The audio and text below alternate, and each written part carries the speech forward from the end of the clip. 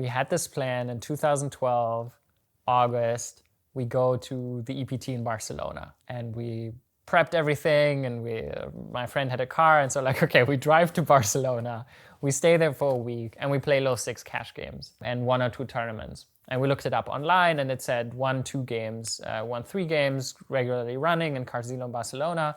Perfect. So we thought, amazing. That's exactly, we had between $1,000 and $5,000 bankroll. My friends were playing and a 100 online. So they were beating that. So this was perfect. But then you have to imagine we get to Barcelona, we drive there. It was terrible. And we had this little place that we stayed in and we get to the casino the first day, super excited.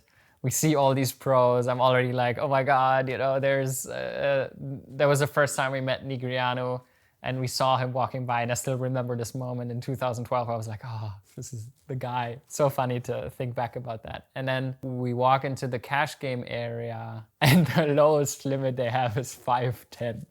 It's like we see this screen where it says like 510 and then waiting list and then there's 20 people on the line and we look at each other and it was just like we have $1,000 each with us or like we had like 800 euros or 1,000 euros with us. You have to imagine us three there with these dreams of we grind 1-2 every day and then we realize we can't even buy in for one buy-in.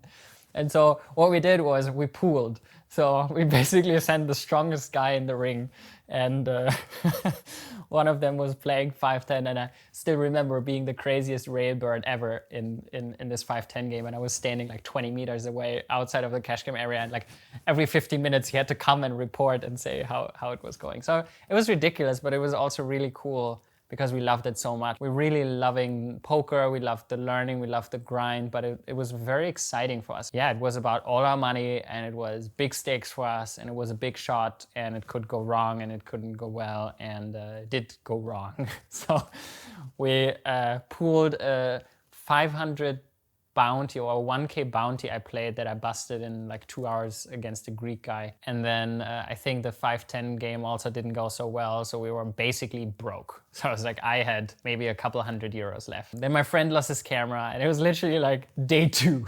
So it was like 7-day trip and day 2 and I was broke and I was just like, there's nothing to do here. I have no idea. I didn't even think about doing this in a touristic way because for us it was like, okay, 12-hour grind a day in the casino. And that was the reason we went there. That was the first time I started playing roulette. I was